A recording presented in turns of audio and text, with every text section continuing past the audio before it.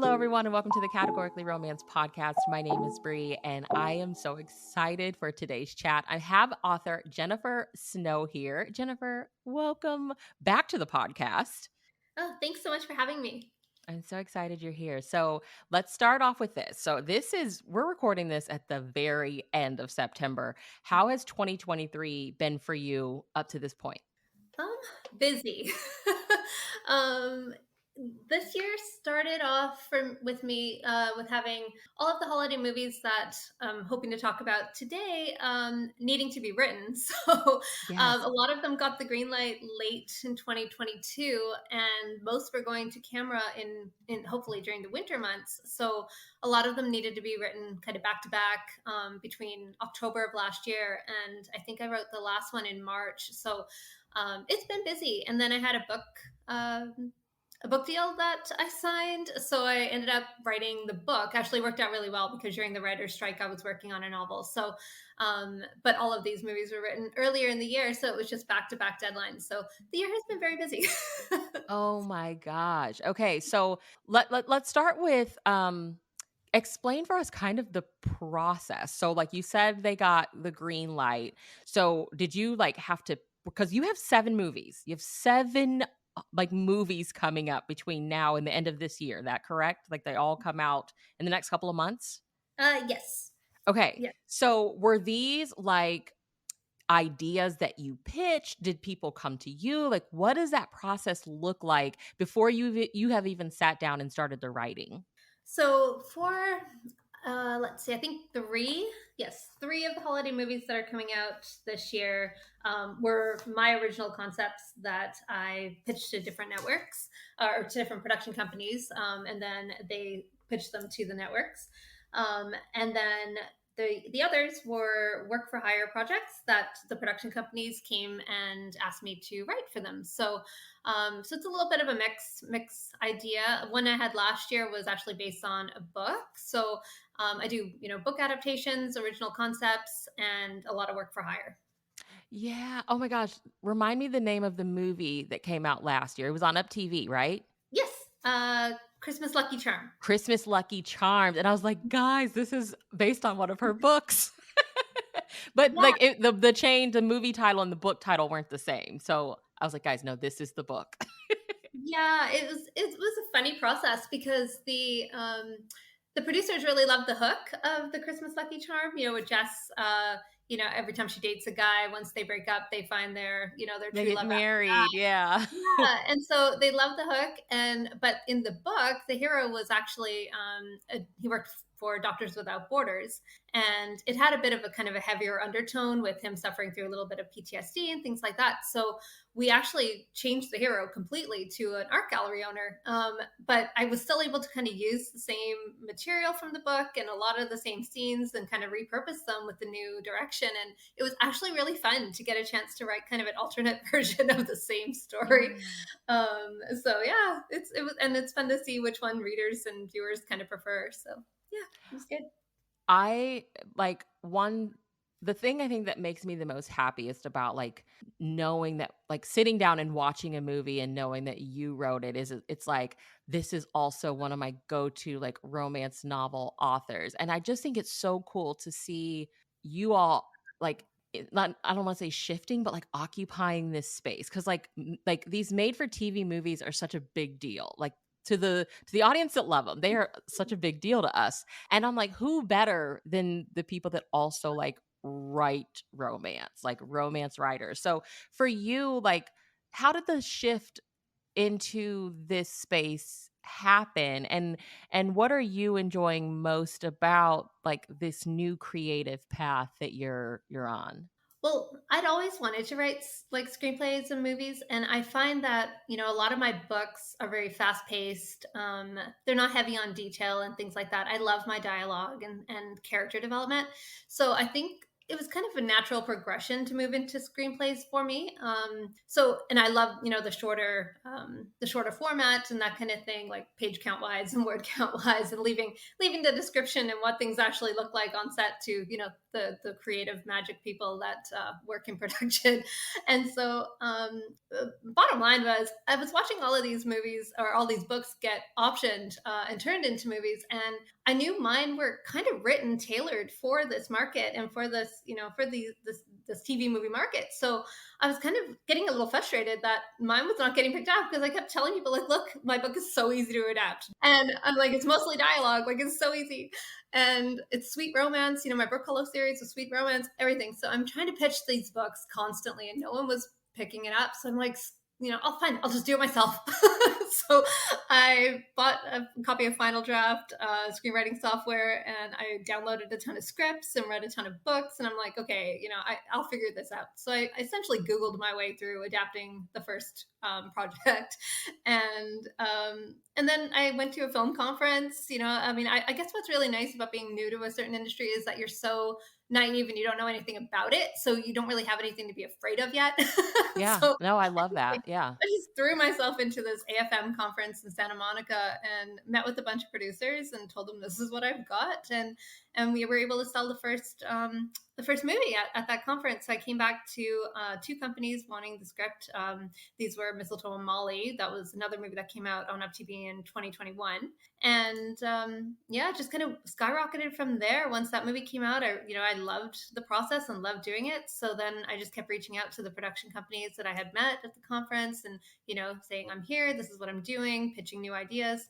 um, so yeah, and it's just kind of been a natural transition. I really enjoy it, and I agree with you that having people who have, I've written 40 romance novels, and so yeah, and I keep telling all my author friends, we are the people who should be writing these movies, because Yes. we Yes. know how. And it is a little different. The TV movies are a little lighter than what I know a lot of my romance author friends write.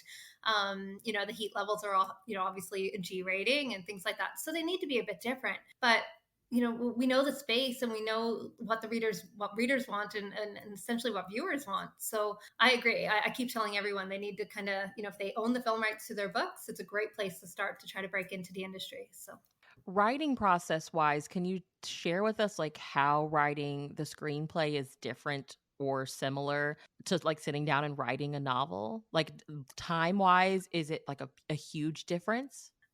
it is. I find for screenplays, most of the time is actually spent away from the computer. Whereas with novels, you have to 80 to 100,000 words, so you're sitting at the computer a lot. Developing those stories. For me, my process for screenplays is to grab my loose treatment. I don't plot too much, but I'll grab a loose treatment and open Final Draft and just block it all out. Put everything in there as to first act, second act, third act. It'll usually be about 20 to 30 pages of just everything on the page of what the essential moments are and the essential beats. And then it's okay, well, who are these characters, and what do they want, and coming up with the motivation and things like that. And then developing it more. But I find it happens away from the computer. When I'm in the shower or driving, or with my family at the beach or something, then I'm thinking about those characters, I'm thinking about that story, and I'm just making notes in my phone or on a notebook, and then it's going back to the computer and sitting there and doing it. So I find with the screenwriting, I could essentially write a script. I've done adaptations in 2 days because the material is there from a book. This I can, yeah. so the actual writing of the script in Final Draft to me is a lot easier and shorter time wise.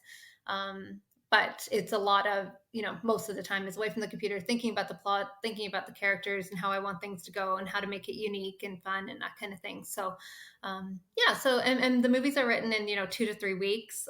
There's a very short turnaround time for these, whereas my books I usually have a couple of months for deadline. Wow. Yeah. Yeah. I love so much that you basically like have self-taught yourself this whole process. That is so cool. That's so cool. Cause I think even with like romance novel world, I always assumed that like editors were all these people that, studied classics and stuff. And most of them are like, nope, didn't do anything bookish wise in college. So to see like your stories come to life, I would have thought like, okay, she did like screenwriting in college and she's finally like, dipping her toe into the world. But to hear like you basically taught yourself, that is so cool. That's so inspiring. Well, I'm happy you think that. I had an interview with with another person, and it was a very short-lived interview because she said, where did you go to film school?" And I didn't. And she's like, "Okay, well, which contests have you entered your scripts into, and which have they won?" And I'm like, "I haven't." None. And so she's like, "Well, how are you doing this?" And I'm kind of like, "Google." And she's like, "Okay." So yeah, so the interview didn't last very long, I and love won't go that. anywhere. But that's kind of how I've done it. Just figure it out. And there's so Yeah. many resources online, and some really great resource books that I reread over and over and that kind of thing. So, And I yeah, love that it came from a place of, like, you were already a fan of them, like, you were watching them, like, for I'm just my mind is blown, anybody that, like, listens and, like, you're watching these movies, it just takes an idea and then, like you said, get on Google and teach yourself how to do it, and then I love that you just, like, you went to the conference on your own, like, you just showed up. That is really cool. That's really yeah, cool. it was fun, and I mean the energy at these conferences is so great. You meet all these people, and the face to face access to the execs and things like that. I think really does help a lot. If anyone can, afford to go time wise and financially and stuff like that, the film conferences are definitely what I recommend to break into the industry. There's a lot of ways you can do it online as well, but being there is so different. I'm heading to MIPCOM again next month in 2 weeks, actually, and I just can't wait. I'm meeting with the producers I currently work with and meeting with a bunch of new ones. And so, yeah, it's definitely a valuable thing to do. And as of right now, are the majority of the films that you've written, are they all on Up TV? No. So, 14 Love Letters was, it's non-seasonal. So that one was on Super Channel, and then it was acquired by Hallmark Movies and Mysteries. So Okay, I that remember seeing that one, but I was like, "Okay, this was on somewhere else first." Okay, so that was. makes sense. Okay. And then one of the ones coming out this year, Christmas in Maple Hills, will be on INSP. Ooh, And, okay. and Sworn Justice, the action romance with Vivica Fox and Peter Lawson and this hugely amazing cast. That one's coming out on BET Plus. Oh my And gosh. then I have a secret one. I know I said 7 movies. There's actually 8. There's a secret one that I'm not allowed to talk about yet, and that's on a Okay. different. Well, for So, the Up TV ones, like, especially during the holidays, like, my friends and I have had a lot of conversations about this. I think Up TV is doing something really special, and I'd love to hear. I mean, I know you already were, like, a fan of the movies, but now, like, that you have your screenwriter hat on, I feel like they are writing really fun movies.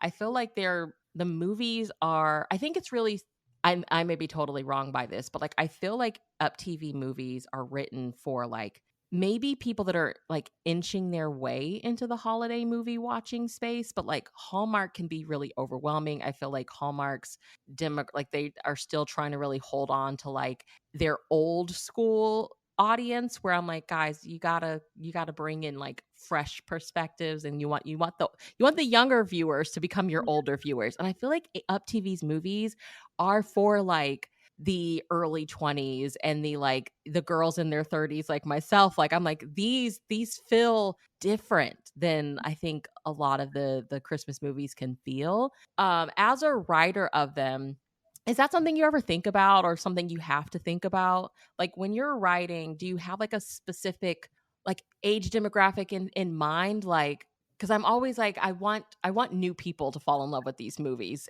yeah. Is that something you guys ever have to think about? Does that make sense? Yeah, no, and I think, yeah, no, you're absolutely right. Up TV definitely has a different aesthetic, and I think the reason why a lot of my movies find a home there is because I share that aesthetic with one of the execs over there, Chrissy Miller. She's one of my favorite people in the entire universe, and we met at MIPCOM last year, and we basically have decided we are twins from a different mothers, and we Yeah. live in different sides of the planet, but we are essentially the same person. And so I feel like meeting her, it actually kind of made it a lot more clear to me as to why a lot of my concepts that I had submitted were getting the green Work, light, yeah. because we do have the same sensibilities. And you're right, FTV does tend to want to do kind of funner, like fresh stuff that's targeted towards the younger crowd and things. And it is different beat sheets for different networks. So I've seen during the INSP movie, they wanted certain things, and they're different than what Up TV looks for. So it Yeah, no, it's definitely really fun to kind of watch these movies and be a fan of them, and then to see that, yeah, that's the kind of stuff I like to write. I like the humor. I like the younger the cast being slightly younger and at different stages in their lives and stuff like that. I mean, I like the heartwarming older stories and things like that too, but I do find that they do try to target that that younger working. I don't know, just kind of fresh, fun type of demographic. So yeah, definitely something that I do think about when I'm writing the movies targeted for them. I have one with a child in it coming out on Up TV this year, but for the most part, it's mostly career people, couples, that and focused on those elements, friendships, that kind of thing. So yeah. Yeah, because like Christmas Lucky Charm, when I watched it last year, I was like, this feels like it was made for me and like my group of friends. I loved it. I loved it so much. Oh, good. Okay, so you have 7 movies. Can you tell us, I don't know if you know them in order, however you want to tell us, like tell us what's coming out from you. So luckily, they will be replaying Mistletoe and Molly and Christmas Lucky Charm again this year on Up TV, so that's exciting. And then Country Hearts Christmas is going to be the sequel to Country Hearts. So Country Hearts is releasing October 22nd on Up TV, and it stars Chris Jericho, and it's such a fun family drama about country music and rock and roll royalty. Who have 2 daughters that are finding themselves at this crossroads between choosing between family and their career and that kind of thing. And it was such a fun series to write. It was a concept that Brainpower had come to me with, and I just fell in love with it immediately. The idea of country music and this farm and this horse breeding business and things like that. And then of course I'm a huge wrestling fan, so when they said that they were thinking of casting Chris Jericho, I was like all in. So that was really fun. And so that releases October, and then the Country Hearts Christmas is the sequel to that movie, and that's going to be releasing beginning of November, I believe. So November 5th or 6th, I'm not sure. They're all on Up TV's website now. And then We're Scrooged is releasing the following week, so early November. It looks like it's going to be played quite a few times, so that's exciting.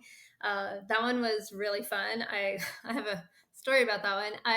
Obviously it's a Christmas Carol retelling, and a couple of minutes before my pitch call with Brainpower to send them some ideas for new Christmas movies last year, I hadn't thought of this one, and I was just kind of sitting there waiting for the call, and it came to me that I'd love to do my own Christmas Carol retelling, but how do I make it different? And so within like 4 minutes, I kind of came up with this plot, and I was so excited about it that I was dancing around my kitchen like a moron, and I'm not coordinated at all. Like I box, and boxing is safer for me than like Zumba or something. So I'm dancing around my kitchen, excited about this concept, and I break my foot in 3 different places. Oh my Yeah, gosh. minutes before the call. So I'm like giving the call, still crying, and my foot is in ice, and it was just a mess. But luckily, they loved it, and luckily, Up TV liked it. So it was worth breaking my foot over. The one photo that I have seen, like, of this movie online is, like, 3 characters. It looks like they're in, like, maybe, like, the high school Yeah. hallway or something. There's paper all over the place. It looks like 2 of them are in pajamas. I'm like, "What is going on here?" I'm so intrigued. Oh, it's so fun. I mean, they're being haunted together, so it's a really kind of fun twist on the idea. Yeah, I loved writing that one. I thought it was great, and it's so fun. It's so cute. I've seen an early cut of it, and it just turned out beautifully.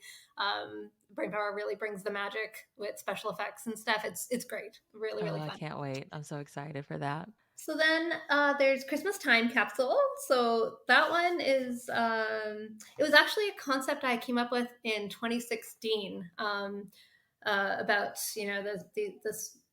these 2 friends that are on this road trip to get back this family heirloom engagement ring. And she has, 3 days to kind of, convince him not to marry somebody else and that she's the right one for him. And It came to me in 2016, and unfortunately, publishers just did not go for it. And I was like, "Are you kidding? I love this story. I really want to write it." And so it kept, kind of plaguing me. And so I added it to the list of the concepts I pitched to Brainpower last year, and they liked it. And I thought, I do too. And luckily, Up TV liked the concept, and so that one, and it was so great. It was almost like, when those, I don't know, just it was good knowing that it happened when it should, because if it had sold as a book in 2016, I likely wouldn't have held the film rights and this movie would not be coming out this year. So it's almost like it happened at the right time in the right way, and I'm just so happy it's coming out. It's my favorite for sure. I don't know if I'm allowed to Yeah. say that about my own movies, but it's my favorite that I have this year. No, when I was reading it, I was like, "This sounds so good." I love, like, a time capsule. The whole premise just sounds fantastic, and then it has Franco, who is one of my favorite, like, Christmas movie hunks. So Well, and it's wonderful because Franco and Emily are actually engaged in real life. So yes! their chemistry on set is just amazing. I don't think Oh anyone gosh. could have done this movie as good as they do. It is Ugh, so good. Like when yeah. they're in love with each other, when they're frustrated with each other, it is just, I always say my favorite Franco is frustrated Franco. Oh, he's so good, yes. so, so yes, yeah, you'll love that one. If you're a fan of Franco, that one will not disappoint. And then do you have did we talk Christmas at the Amish bakery or no? Nope. So that one's coming out December 10th. I know the air date for that one. And yeah, that one was a concept that Nicely Entertainment brought to me. So that one was actually really fun because I had never written Amish before. So um, it was great. It was great to be able to kind of research something new and a different way of life and that kind of thing. And quite honestly, like I've seen a few Amish movies already, and I feel like they don't always portray um, that way of life and that community in a positive light. And so I really wanted to. I really wanted to kind of show the beautiful way that they celebrate the holidays and they put the focus on what's important. And yeah, so I think we've pulled it off. I really do. I think this movie turned out really, really beautifully, and just all the stuff that I was able to kind of learn and incorporate about the Amish throughout the process was really fun. So Yeah. yeah, that one's yeah. Again, I've seen an early cut. I love it. I think it looks really great. So I'm hoping fans will definitely enjoy that one. And then yeah, so that's everything for Up TV. Okay. And then Christmas in Maple Hills will be an INSP movie, and that one was really fun too because it's got a bit of a mystery element to it. And this was a concept Brainpower came to me with, and they had this idea for this beautiful kind of a double romance, dual timeline. So you'll see some of the heroine's grandmother's love story from the past, and it plays out beautifully on screen. And it's Emily Alatalo again, and she's with Marcus Rosner in this one, and the two of them were just fantastic. So yeah, that's a fun one. I And love the then poster for it, and it sounds like it's a Christmas card mystery, and I'm like, "Oh my gosh." yeah, I'm a yeah, I'm a Christmas card lover, so yes, it's so fun. She finds a Christmas card from the wartime to her grandma, but it's not from her grandpa. So it leads the family on this, search for who is this mysterious person, and it just unfolds so nice. And I'll be honest, it was my first attempt at a mystery. Well, something with a mystery element. It's not huge on mystery, but it has that tone of a mystery, and so it was kind of a challenge at first to kind of like piece all the puzzle together and who is who and who what are they doing and how did they discover all of it. yeah. So it was a really fun challenge to write, so I was really kind of happy to be brought on board with that one. And then the last one is Sworn Justice, which is going to be on BET Plus. And huge cast: Michelle Morgan, Leland B. Miller, Vivica Fox. Preacher Lawson is in it, and I have a story about him. My son and I both watched America's Got Talent years ago, and he was on there. That was our first introduction to Preacher Lawson, and he's an amazing comedian. And my son and I both just love him. He's like our favorite. And my husband and I saw he was coming to a comedy club in our, we lived in Edmonton, Alberta before we moved to Spain. And so he was coming to a comedy club, and my husband and I went, and my son was so mad because he couldn't go. And so we met Preacher after the show, and he recorded a video for my son, which was amazing. Oh. My son loved that. So he saw the video. And then a few years later, he came back, but it was an all ages show. So my son was able to go. So then he got a chance to meet him and get photos with him and stuff. And so again, our love affair with Preacher Lawson continued. And then it was Christmas Eve. I was in London for Christmas, and I get some messages from like behind the scenes on set, and there's photos of Preacher Lawson on the Sworn Justice set, and I'm like, oh my goodness, Preacher Lawson. And my son was like losing his mind. I was like the total coolest mom in the world now. So yeah, it's Oh gosh, yeah, the yeah. mom points. You got them. I'm like, so that's really neat, and that's So an is this like a suspense movie? it's action. It's really cool. Yeah, again, a little outside my wheelhouse, and it's co-written with the director. So, and she's fantastic. So, yeah, it's a really fun one. I think that one's gonna do really well as well. And I mean, everybody loves Vivica Fox and Michelle Morgan and Leland, and yeah, the cast is The just cast is fantastic. amazing, Yeah. yeah. Oh So. my gosh. Yeah. So are you, like, kept up with like, okay, once it goes into their acting, they're making the movie happen, how in touch with that process are you? Well, I don't know if it's standard or not, but when I first started, selling movies to the production companies, I just kind of asked, like, can I be kept into the loop? Like, can I see casting as it happens? Can I see dailies as it's filmed? Just because, it's exciting. Like, I didn't want to weigh in on anything or be a pain in the butt. I just wanted to see it because, when you're slugging through day after day, sitting at a computer, it's kind of like watching it come to life is highly motivating. Yeah, So, yeah. and so they have both, all the production companies that I work with are amazing, and they are letting me look at the casting, and letting me see all the dailies as it's filmed, and sending early cuts so I can take a look at them before they come out, and so it's been, yeah, I don't have any say in anything, Yeah. but it's been Just really yeah, fun. like, I was hoping that you were just kind of still able to be part of the process of, like you said, like, seeing, like, I just wanna see who the actors are, or, Yeah.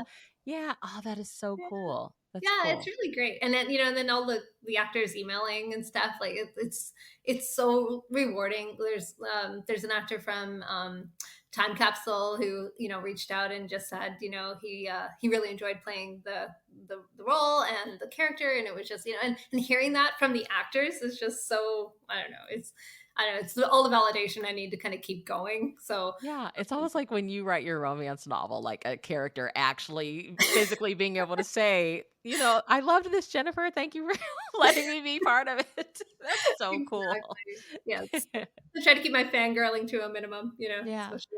especially around, Franco. You were writing these movies, you said between October and then March of this year. I guess, like, do you get to enjoy the season, or are you already, like, in prep mode for next year? Like, how does that work for you? Yeah. Well, I am writing some romances that are non-seasonal as well, but for the most part, it seems like a lot of what I do is seasonal, even whether that's books or movies. Probably because I'm obsessed with Christmas and I just love it. So it's pretty much Christmas 365 for me. We Yeah. actually have Christmas bed sheets on our bed all year round.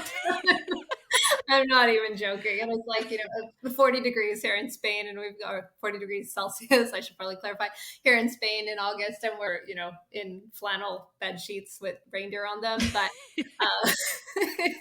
it's our life, it's kind of all consuming. But I do, during the holidays, the publisher shuts down and production typically shut down for a few weeks, and no one's needing things from me that urgently. I don't think, not yet anyway.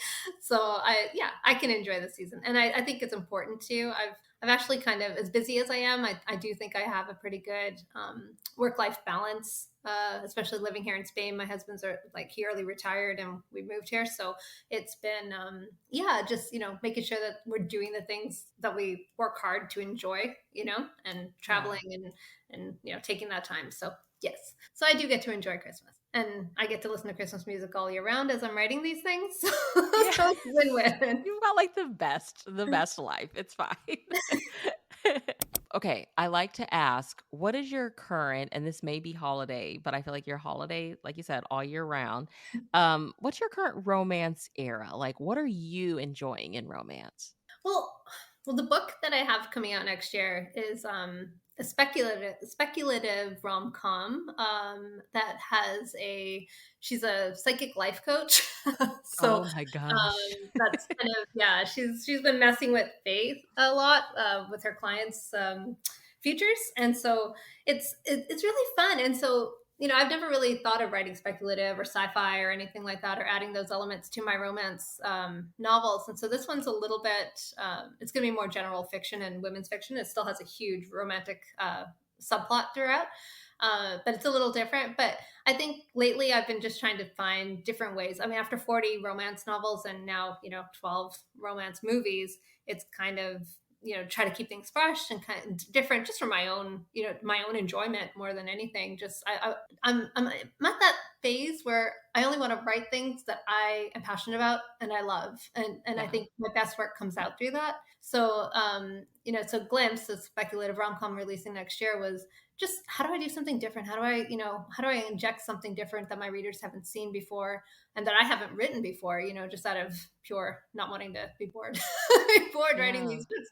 And so I think speculative is kind of where I'm kind of really enjoying. And one of the books that I really love is, and I reread it all the time, is Christina Lauren's In Holidays, and it's that whole Groundhog Day The loop. Groundhog Yeah, Day. yeah, Yeah. and I just think it's so fun. So I'm just been trying to play around with those kind of elements in my romances on the book side.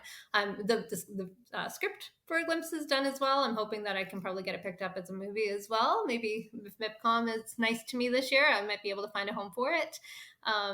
Because I just think it's such a fun kind of concept and something different. So yeah, so speculative is kind of where I've been, kind of binging these days, and seeing where that takes me. And I've got like a sliding doors type concept that I'm hoping to pitch next. So And with the movie world, are you and I don't know if this is information that you're privy to, or like something you're able to just kind of see yourself as both the writer and a fan, but like does it feel like are you ever told like we're looking for this? I guess that's what I'm trying to say. Like are they looking for certain things? Are they wanting more Christmas rom-coms? Are they wanting to see more Christmas mysteries? Like, what do you feel like the world, that space, like what do they want to be giving viewers? Like, Um, definitely nudged. I mean, a lot of some, like I said, some of my concepts that were my own concepts got greenlit, which was fantastic. But the majority of what I have coming out this year were concepts that were brought to me, and it comes from the production companies. But further up, it comes from the networks, and they're saying we'd like to have this, or this is what's doing well with our viewers. And so then they go to the production companies, and then the production companies go out to their writers and say this is what the market is looking for. And so having spec scripts that show off your talents and your skills is really great. A lot of times those aren't the movies that get made. It's the ones that, you use them as a sample, and then the production company says, oh, hey, we really like your writing style. We have this idea. And mysteries are definitely something that I'm seeing a lot of. A lot of networks and a lot of production companies definitely want those cozy mystery vibe types of movies. So I don't think they're going away anytime soon. So if anyone has ideas for those, I think you'd probably have a better, easier time selling that than for example, my speculative rom com, which is a little bit outside the box and of what people are looking for right now. So yeah, no, it definitely does come more from the network. And there's a great book, and I'm gonna shout this out. Scott Kirkpatrick from Nicely has a book called Mastering the Pitch, and it's a fantastic resource. I read it all the time, and he is very vocal about the fact that if you're trying to break into the TV movie space, it does typically work that way a lot of the time, where you have to go and see what the networks are looking for and fill those needs, as opposed, and it's easier to break in that way when you fill those needs, instead of having a project that this is the only project that you want to write, and the only project that you want to sell. If you're open to the idea of these work for hire and collaborating and things like that, it's a much easier path to break in. well, please tell us, like, tell us one of your, let's end off with a holiday question. Like, tell me one of your favorite holiday traditions, whether it's something you do with your family or something you did growing up. Maybe you have a favorite movie to watch. Like, tell me some of your favorite holiday things to do. Okay. When we lived in Canada, we had a big family. We always hosted, and we everyone would come over. Since moving to Spain, we do travel Christmases. We go to different places, and it's just the three of us, and so we try to make fun wherever we go. But when we lived in Canada and we had the big family Christmases, one of the things that it was a must do. My son refused to have Christmas without it. Was a Saran wrap ball game. Not sure if you're familiar with it, but you just buy a bunch of, and it's usually dollar store items or things that homemade stuff, nothing really expensive. But you just wrap all these little presents into this big ball of saran wrap, and it just, I don't know how many saran wrap packages I used to go through, but this ball will be massive and heavy at the end of with all these gifts wrapped in it, gift cards and different things. And everyone sits in a circle, and I have these massive dice that you. So one person has it with. This sounds really really complicated. It's not. You have oven mitts on. You're holding the ball, and you're trying to unwrap the presents from the saran wrap before the person next to you rolls a particular number, whatever number you've decided on. And whatever you can get out of the saran wrap ball in that time is yours. And then you have to pass the ball on. So it's a constant game where someone is always constantly rolling to try to get the saran wrap ball, and someone is ripping saran wrap off, and trying to do it with oven mitts on. So it's not as easy as it sounds. And this thing can go on for hours, and it's so fun. And people get so passionate over these little tiny dollar store items that no one actually wants at the end of the day. Like It's just, it's the principle of it. Yeah. totally. Most of the stuff is left at my house once everyone leaves, and I'm like, what am I supposed to do with this? But yes, so but it's just fun, and it's it gets kind of heated, and family debates going on, and so it's fun. It's fun. So a lot of families do the whole white elephant game, and we used to do that. But then when I saw the saran wrap one, I knew that was something different that we could all enjoy. So now, even though it's only the three of us, and we travel to wherever we're going for Christmas, I still make a small one, and we do it in the hotel room because my son can't have Christmas without it. Without it. Yeah. Oh, I Yeah. love that. Well, can you tell everyone where we can and should be keeping up with you online? Yeah. My website is jennifersnowauthor.com. And that usually has everything updated, my movies and my books. And you can sign up for a newsletter on my website. That's the way I communicate mostly with readers and viewers and that kind of thing. I try to send one out maybe once a month about the different movies coming out, that kind of thing. I'm also going to be mentoring at a couple of different writers retreats next year. So any information about the writers retreats go out through my newsletter. So the newsletter on my website is definitely the best way to keep in touch. And if you email me or respond to emails, I always answer. I'm also on Instagram, Jen Snow Author. I'm on Twitter, but I'm not sure how you would actually find me. I don't use it very often. And my Facebook page, I've been locked out of forever. You can tell I'm not really social media or It's fine. Yeah. inclined here. Not very tech savvy, so I have no idea how to get my account hacked on Facebook. But I am on there. But best bet is my email and or my newsletter on my website.